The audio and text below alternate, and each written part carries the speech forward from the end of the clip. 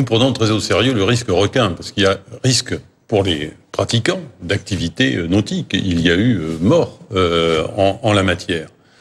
Donc le dispositif qui a été prorogé, c'est l'interdiction des activités, sauf dans les secteurs où il y a des moyens qui sont mobilisés pour préserver, pour prévenir ou signaler l'arrivée de requins.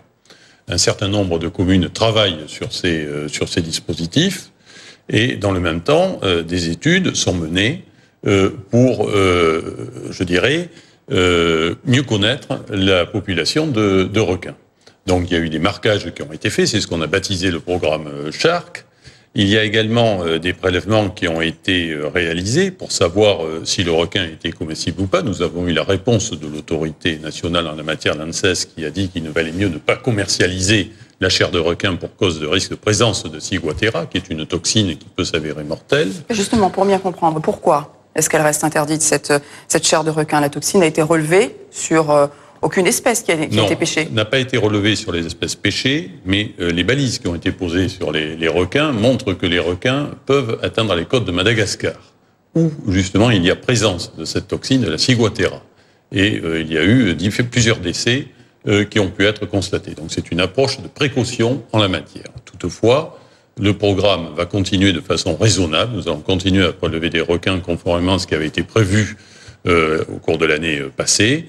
Il y a 35-36 requins qui ont été capturés. Il y aura encore une cinquantaine de requins, un peu moins de 50 requins qui seront capturés pour continuer cette étude et poursuivre, savoir s'il y a ou non présence de ciguatera. Pour répondre à M. Doki-Tonon, un effort peut être fait au niveau de la communication. Est-ce qu'on peut aller encore plus loin?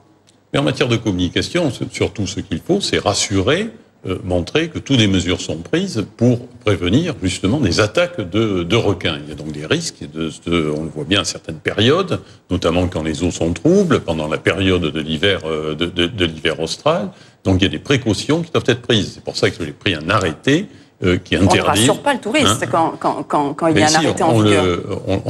L'objectif, c'est de le rassurer, de montrer que le danger est identifié. On faisait allusion à l'Australie et à l'Afrique du Sud, notamment en termes de protection. Ce sont des pays qui ont évolué dans leur pratique en termes de protection. Je crois qu'en Afrique du Sud, ils ont arrêté de capturer des requins dans certaines régions, alors qu'ils le faisaient jusqu'à présent.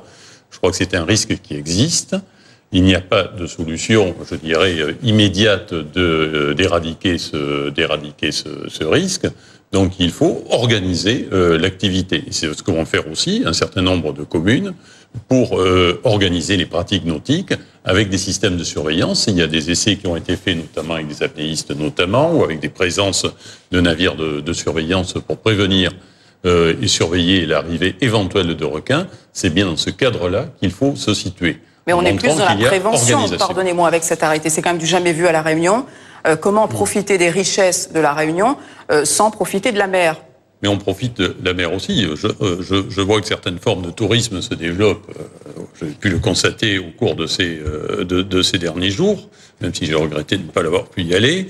Il y a par exemple l'observation des baleines, qui présentent un attrait très important. Il n'y a pas beaucoup de régions dans le monde où on peut voir d'aussi près des baleines et les baleineaux à proximité des côtes. Là, on reste sur du saisonnier. L'arrêté, c'est de la prévention, c'est pas la solution. La plongée se pratique toujours également. Donc, il y a aussi des éléments positifs en la matière. Alors, c'est vrai qu'il y a des contraintes après pour d'autres activités qu'il ne faut pas nier, notamment sur les activités de surf, principalement, mais pas uniquement, qui devront être pratiquées dans un cadre organisé, et dans certaines zones qui font l'objet d'une protection sur lesquelles des travaux sont menés pour rechercher les meilleures solutions possibles. Justement, Dominique Serin, quel délai peut-on espérer raisonnablement pour des solutions adaptées? Les solutions adaptées, je crois que nous allons y travailler continuellement sur ces solutions adaptées. C'est pour cette raison que l'arrêté qui avait été pris dans le courant de l'année, enfin en début d'année 2014, a été prorogé fin 2013, plutôt a été prorogé jusqu'en début d'année 2015. C'est pour nous laisser aussi du temps pour travailler sur les études qui sont en cours ou qui ont été menées et pour définir avec les élus concernés quels sont les moyens que l'on peut prendre pratiquement pour sécuriser au maximum les pratiquants de sport nautique. Si je peux me permettre, c'est votre première télé. Vous avez travaillé sur la problématique du loup par le passé. En quoi est-ce que cette expérience peut-elle vous servir sur la problématique requin, notre problématique requin?